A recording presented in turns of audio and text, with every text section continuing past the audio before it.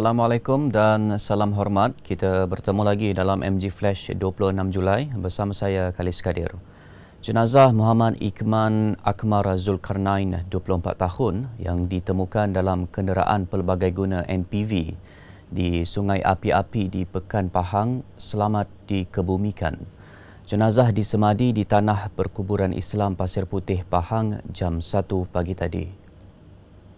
Lebih 100 individu termasuk ahli keluarga, saudara mara, sahabat dan jiran tetangga hadir bagi mengiringi perjalanan akhir Allahyarham dalam suasana pilu dan sayu serta hujan lebat. Sebelum itu, jenazah anak sulung Azmawati Abdul Kadir, 55 tahun itu, selamat tiba di kediaman keluarganya di Taman Air Biru Pasir Gudang jam 11.45 malam dan disolatkan sekali lagi. Jenazah dibawa dari Hospital Tengku Ampuan Afzan ke Masjid Tengku Ampuan Afzan, Kuantan jam 2.30 petang untuk dimandikan. Kemudian jenazah dikafan dan disolatkan di masjid yang sama sebelum dibawa pulang ke kediamannya. Kemarin, polis menemukan satu rangka manusia dalam sebuah kereta yang ditarik keluar dari Sungai Api-Api di Nenasi. Dipercayai mayat seorang lelaki yang dilaporkan hilang sejak 10 bulan lalu. Ketua Polis Daerah Pekan, Superintendent Muhammad Zaidi Madzin berkata, mayat ditemukan dalam kenderaan Nissan Grand Livina yang dijumpai seorang lelaki warga emas semasa mengalihkan besi dari jalan ke tepi sungai itu pada 11.40 pagi. Keriangan 6 remaja bermandi-manda di dalam sebuah kolam berhampiran pusat pentadbiran Bandar Kuala Nerus bertukar tragedi apabila salah seorangnya mati lemas petang semalam. Ketua Balai Bomba dan Penyelamat Kuala Nerus, Azmi Omar berkata, mayat mangsa Muhammad Akif Danish Abdul Aziz, 13 tahun, dijumpai pada jam 6.50 petang. Jelasnya, 5 rakannya yang turut mandi bersama berjaya menyelamatkan diri. Menurut beliau, mayat mangsa yang berasal dari Kampung Baruh Padang Nenas, Bukit Rakit itu ditemui sekitar 2 meter dari lokasi selepas kira-kira sejam mangsa tenggelam. Tambah Azmi, mayat remaja lelaki itu kemudian diserah kepada polis dan dihantar ke unit forensik Hospital Sultanah Nur Zahirah, Kuala Terengganu untuk tindakan lanjut. Identiti pemandu kereta BMW yang rentung dalam kemalangan membabitkan 4 buah kenderaan sebelum terbakar berhampiran Jabatan Permasjaya Mahala ke Bakar Batu Johor Bahru kemarin masih belum dikenal pasti. Ketua Polis Daerah Johor Bahru Selatan, Assistant Commissioner Raub Selamat berkata, proses bedah siasat sedang dijalankan dan didapati mangsa merupakan seorang lelaki. Menurutnya, proses pengecaman mengambil masa kerana pemandu rentung setelah kereta terbakar sepenuhnya. Jelas beliau, kejadian jam 6.30 pagi itu dipercayai berlaku apabila kereta itu dari arah pusat bandar Mahala ke Permasjaya terbabas ke kanan jalan hingga masuk ke laluan bertentangan. Akibatnya, pemandu berkenaan melanggar sebuah van yang dipandu lelaki warga tempatan berusia lingkungan 40-an. Dalam pada itu, terdapat 2 kereta di belakang van terbabit tidak sempat mengelak dan telah melanggar belakangnya. Hentaman mengakibatkan BMW dan van berkenaan musnah terbakar, manakala salah sebuah kenderaan tersebut iaitu Prodo Myvi hancur pada bahagian hadapan enjin. Manakala Honda City yang terlibat dalam kemalangan itu hanya mengalami kerosakan kecil pada bahagian hadapan sebelah kanan. Jelas beliau, pemandu van terbabit dalam keadaan kritikal dan kini menerima rawatan di Hospital Sultanah Aminah, Johor Bahru. Manakala 2 lagi mangsa iaitu pemandu Myvi dan Honda City tidak mengalami sebarang kecederaan. Kes disiasat di bawah Seksyen 41-1 Akta Pengangkutan Jalan 1987. Transparency International Malaysia TIM menjelaskan kenyataan Ketua Pesuruhjaya Suruhanjaya Pencegahan Rasuah Malaysia SPRM Tan Sri Azam Baki mengenai indeks persepsi rasuah CPI yang disifatkan beliau sebagai kurang kefahaman.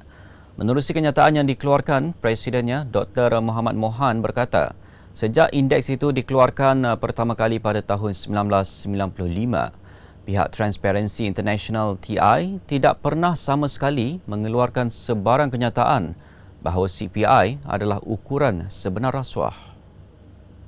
Ulasnya, ia bertindak sebagai indeks yang berfungsi lebih sebagai indikator yang boleh diukur kerana petunjuk itu dapat membantu memberi isyarat terhadap perkara yang berlaku dalam negara ini yang mana setiap satunya berkait rapat dengan masalah rasuah yang perlu diberi perhatian sewajarnya oleh pihak berkuasa seperti SPRM. Menurut Dr. Mohamad, banyak pihak yang menyambut baik hasil laporan dengan menggesa agar ia dijadikan panduan untuk memperbaiki kedudukan Malaysia sekaligus mencapai matlamat Pelan Anti Rasuah Kebangsaan NACP.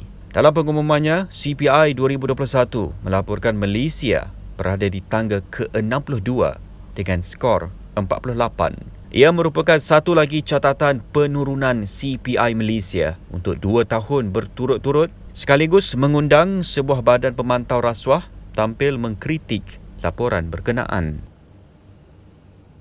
Kementerian Pembangunan Luar Bandar KPLB menyalurkan 10 juta ringgit kepada Felcra Berhad bagi meningkatkan usahawan luar bandar dalam kalangan pesertanya.